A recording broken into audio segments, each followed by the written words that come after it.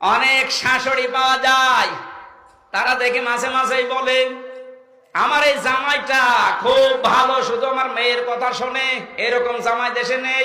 আর আমার ওই যে ছেলেটা, ওইটা একটা বলদ হারামজাদা। কেন? ও খালি ওর বর কথা শুনতো। আরে আপনার জামাই তার বর কথা শুনলে সে আল্লাহর ওলি, আর আপনার ছেলে ওর বর কথা শুনলে আপনার সমস্যা। যে সমস্ত ছেলেরা নিজের স্ত্রী নিয়ে সন্তুষ্ট আছে, বাইরের কোন দিকে খেয়াল করে না, সেই ছেলে নিয়ে আপনার মা বাবা তাদের আরো গর্ব করা উচিত।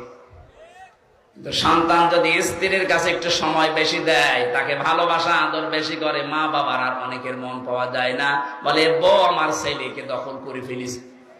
আপনার তো আর 2 রাকাত নামাজ পড়ে দান সাদকা করা উচিত, যে আমার ছেলেটা অন্তত বাইরে লাইন করে না। কথা বলে না কেন? 1 নম্বরের স্বামী ওইটা উত্তম স্বামী যে মানুষের রক্তের সম্পর্ক গুলো ঠিক রাখে, আর এইটার জন্য যারা সাহায্য করতে পারে সেটা আপনার স্ত্রী, আপনার শাশুড়ি, আর শাশুড়ির বড় মেয়েটা। অনেকের হয়তো বড় যে শেষ নেই, তারা বেশি গেছে।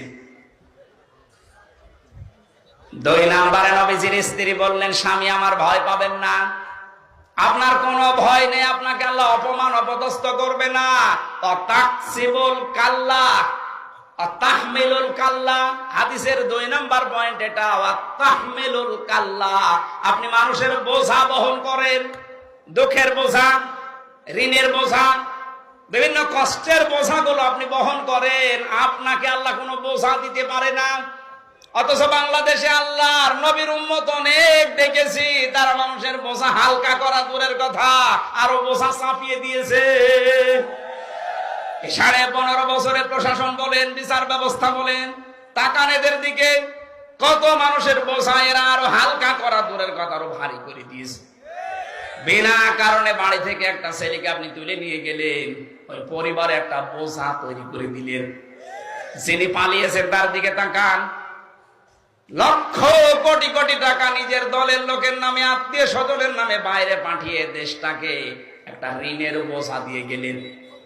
এদেশে এখন কেউ জন্মগ্রহণ করলে তার মাথার উপরে 1 লাখ টাকা ঋণ।